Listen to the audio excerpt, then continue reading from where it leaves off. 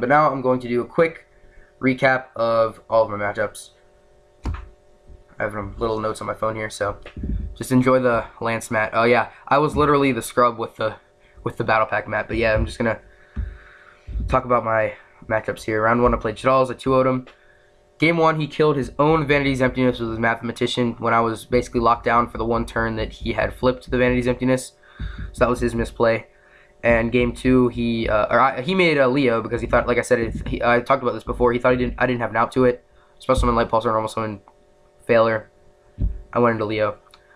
I thought that I should have sided out the Veilers for Shadal's more. It's just that I was hitting the Mathematicians. Also, another thing, I didn't talk about this when I was talking about Veiler. I was playing Burning Abyss. I played one round of Burning Abyss. The first two tour guides, his first two tour guides, I had the Veilers for, so that was really, really nice. Round 2, played Stellar Knights. I won 2-1. Apparently this guy's a name, right? Nick Golnick. He told me that he has some ARG tops, top 8s, I guess, because I called this a top. It's really just not. It's a I guess I qualified for nationals, so it's really just top 64. So Nick Golnick, he apparently has some ARG tops. He was playing Stellar Knights. Beat me game 1. I mean, my side deck was just too good. I brought in Cycle Readers. I might have brought in DD Crows. I brought in Triple Decree and Thunder King. I opened Thunder King and Decree game 2. And like I said, he break through my Card Trooper. Also, I summoned BLS. I saw BLS every round except 7. Game 3, he opened with a little bit more, a few more of his side cards. Like I said, I talked about this before. I set the Raikou instead of using it with Recharge in case he did have that Floodgate, and he did. He activated the Defissure. That might have been a misplay, honestly, but he had the Defissure. And when he attacked into my Raikou, I got rid of the Defissure, which is really, really beneficial. I can't play under Defissure at all. All I can do is normal summon and wait for an MST. So getting rid of the Defissure early was really, really good. Also, this was also the game where this was my only Stellar Knight matchup. This was also the game where I Psycho Readered my opponent's Soul Charge targets, and then they had a dead Altair. I mean, they had an Altair in the hand. It's not dead, but his effect was dead. Round 3, I played Burning Abyss. This was my only Burning Abyss matchup. I got 2-0'd. Too much advantage, but game 1, he karma cut my Pulsar. I didn't scoop then, but I couldn't do anything about it after game 2. This was when I had Plague Set and BLS on board. I double attacked with BLS, and I didn't flip the Plague. What I should have done was flip the Plague in the main phase 2, made Leo, so he couldn't rank up into Pleiades and just wreck my board. He did that, bounced my BLS, and he locked me down for 2 straight turns and that was enough time to finish me off. Round 4, this was my only rogue matchup. Played zombies, like legit, you know, zombie master, goblin zombie, pyramid turtle, like zombies. He was playing traps and everything. Game 1, he actually opened double Beals. Seems like I'd lose that game, right? But I opened pretty well. I opened enough cards to make M7 and Dark End Dragon, so Dark End could send the Beals and M7 could bounce the other Beals. And he had no resources left because to make double Beals you have to use pretty much everything in that deck.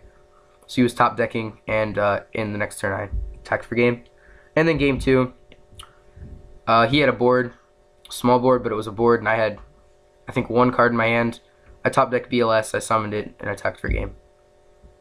Yeah, I think he had 2 cards on. I think he had 2 monsters on the side of the field. Round 5, I played Shadal's, which would be my second Shadal matchup. I 2-0'd him. He was kind of, I don't know, grumpy. But yeah, he said this was his day off of work, so he was trying to have a good time. And then I OTK'd him game 1, so he got kind of, you know, upset at me. Game 2, I sided in Nobleman and opened it. I Noblemaned his Squamata, his Squamata. Yeah, that's for you, Bob the Bob, his Squamata. And he banished 1 from his deck, and I asked to deck check him, and he said that I couldn't do that, he fanned through the cards in such a manner that the titles of the cards were, look, he fanned through the cards like this, right? Like this, so I couldn't see the titles, right? But I don't know what they look like, you know what I mean? Because the Shadals have pretty similar art, they're all kind of like purple. So I asked to look through his deck, and we didn't call a judge, I just let him go, but, you know, he got kind of salty. And then after I Nobleman, basically everything, my hand was great, and I milled, and it was just great. I had a recharge, just everything worked out perfectly. I had the correct cards in my graveyard in my hand, and he wasn't drawing monsters. He was drawing back row. He was like checking them after every move that I said, okay, like he had a response, but he wasn't using it yet. So I ended up beating him after a little bit because he didn't have anything to set to protect himself.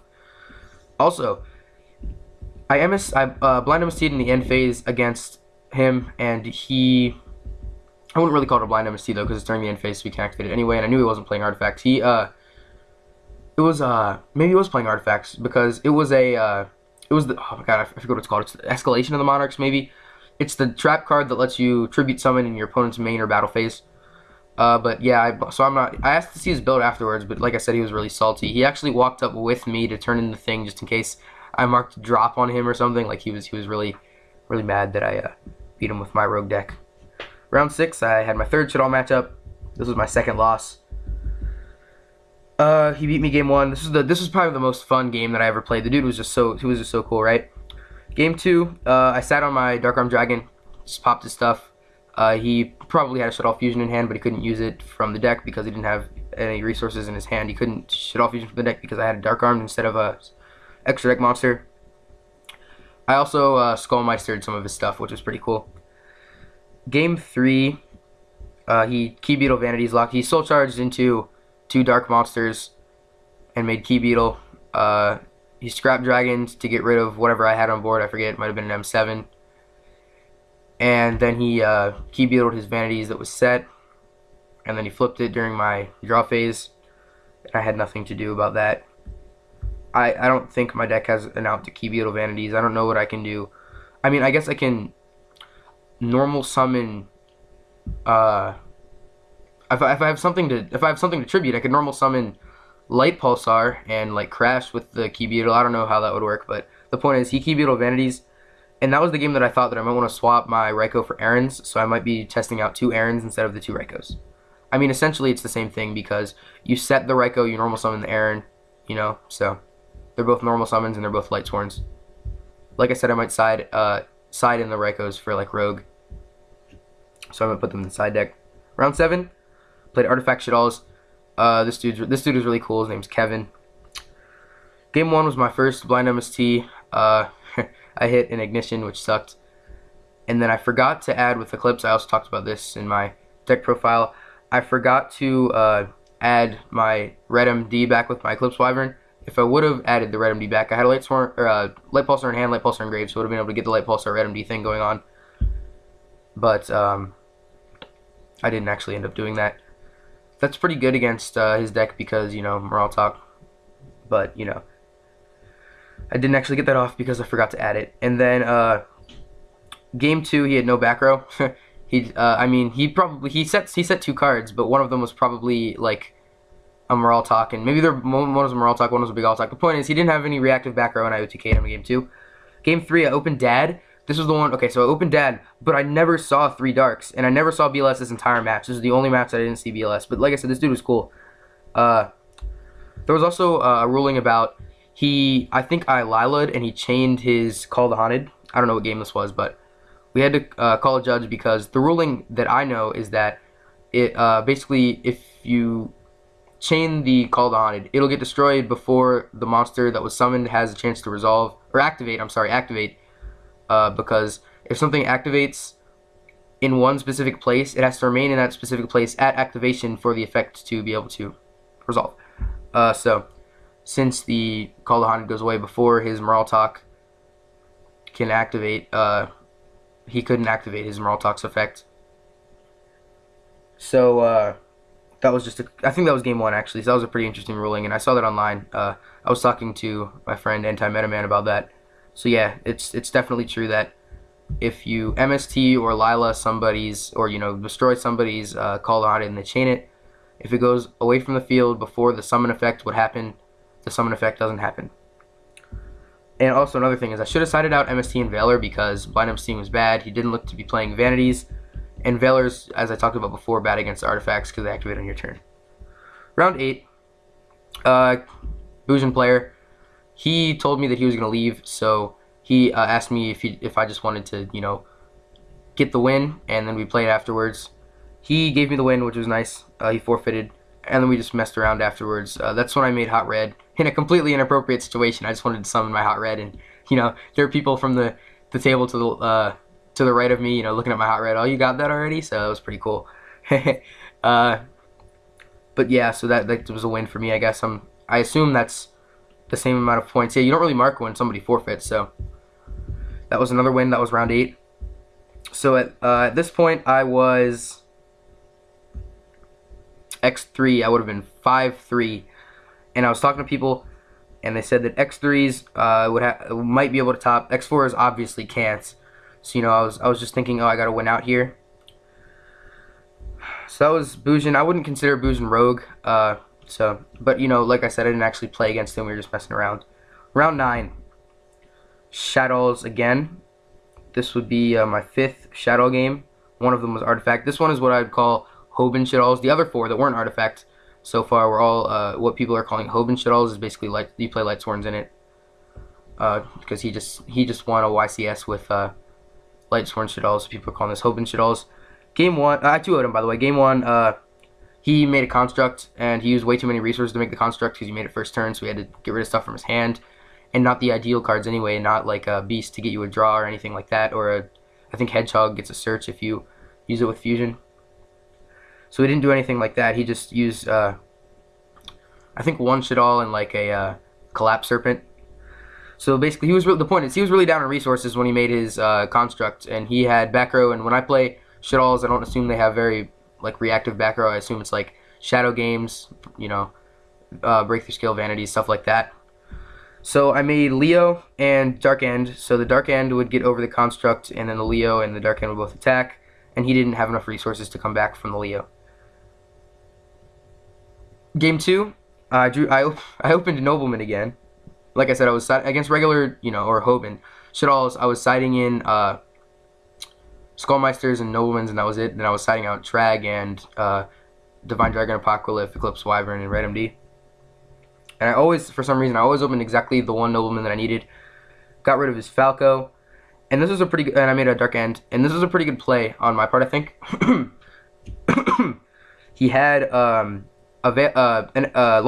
He had a Lila, right? I had a set MST. He activated the effect of Lila targeting my MST. I Veilered it, and in the end phase, I blind MST'd, and it was a super poly. That would have really, really hurt. Maybe given him a chance to come back. Definitely would have given him a chance to come back. So that was round 9. Round 10, I played my 6th Shaddoll deck of the day, and we were both X3, so the winner had a chance of topping, the loser had no chance of topping. I won 2-1, and this was Artifact Shaddolls. Game 1. Basically, like I said, when I'm going against Shaddolls, I don't expect their back row to be live, and it wasn't, especially because he was playing Artifacts, so that makes it less live. But I didn't know he was playing against the Artifacts when I did this. So I basically I go to OTK because I opened BLS. Also, yeah, so I did no Artifacts because I made Stardust as my first synchro because I had a Plague Malicious combo. I made Stardust because he had back row in case he had like a Torrential or something.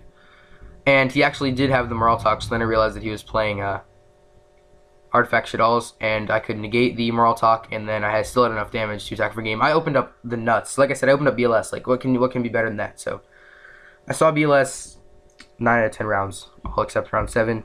That was really key to my me getting my invite, I think. Game 2, I ended up scooping. I was just misplaying. I was nervous, I guess. I activated Solar Recharge, right? And I opened BLS again, game 2. I activated Solar Recharge, and I discarded the BLS by accident, so we saw that I had BLS. So that was embarrassing. I tried to recover from that. But then I was activating Light Pulsar in the graveyard.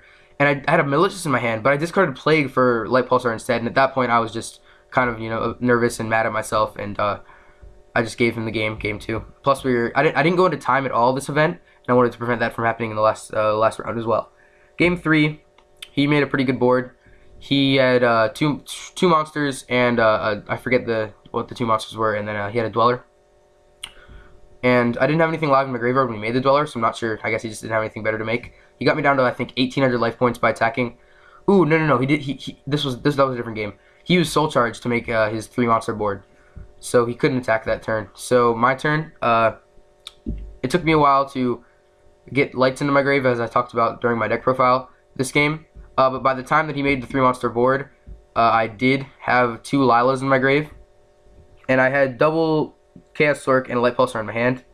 I summoned the double Sork, banished everything except for the Dweller. I milled a Thryden, and I milled two cards lower live, so he chained the Dweller, which, I mean, what was the point of banishing the Dweller when he just chained it anyway? Plus, the Dweller had the lowest attack. He had 1,700 of any of the 3 monsters he had on board. I made M7 with the Chaos Sork and the Light Pulsar. And I made Leo with the Raiden and the other Chaos Sork. And M7 I detached to add the Chaos Sork back to my hand and banish his third monster. Actually, no, not to banish the third monster, not to banish the Dweller. I used the Chaos Sork to attack over the Dweller, and then I attacked for game. So I waited for a little bit, and it turned out that I had top 64, and this was my first regional, so that was pretty satisfying for me. I was playing Rogue. I only faced one Rogue matchup with zombies. But yeah, I saw BLS every round except 7. I have to keep like repeating that because it's just so crazy, and that's definitely part of the reason. I power shuffled every game though, so don't think I was just not shuffling my decks, and the BLS just happened to find its way to the top. And then also I didn't scrap Beals the entire game. I never made scrapping Beals. I talked about this during my deck profile, but yeah. All right, that's pretty much everything I have to say. Oh, I want to talk about in the game the Salty Shit All player. Round 5, he sided in Dimensional Fortress Weapon, that old card that's cards can be sent from the deck to the graveyard. I mean, I just attacked over the Dimensional Fortress Weapon, and then I did all my plays, but I don't know, I thought that was a pretty interesting side deck. But yeah, that's everything I have to say. So tell me in the comment section below what you think about the deck profile that I pretty much just released to all of you. What changes you think I should make. Like I said, I think I'm going to swap out the Rykos for Errands. I'm going to test that out. I might mess around a little bit with the extra decks to some of the cards that I didn't go into as much. I want to try Pilgrim Reaper. The only thing with Pilgrim Reaper is if I can make a 6, I probably already have enough set up, rank 6 to so I don't need to mill anymore. Plus Pilgrim Reaper is not very much of a beater. Also, I want to try Armades. I picked up an Armades from the Megaton that I opened, which you guys will see that in another video today. So yeah, like this video if you enjoyed it, favorite if you liked it that much, subscribe for more Yu-Gi-Oh videos, share this with your Yu-Gi-Oh friends and your Chaos fanatics if they want to see this cool deck profile that I put together. At least I think it was pretty cool. And comment down below what you think about my event experience. And I guess you can say congratulations since this is technically part of my 100 subscriber special, so you can, just help me celebrate still. Yeah, and comment what changes you think I should make and what you think of the deck. Alright. Thanks again, and I'll see you later, YouTube.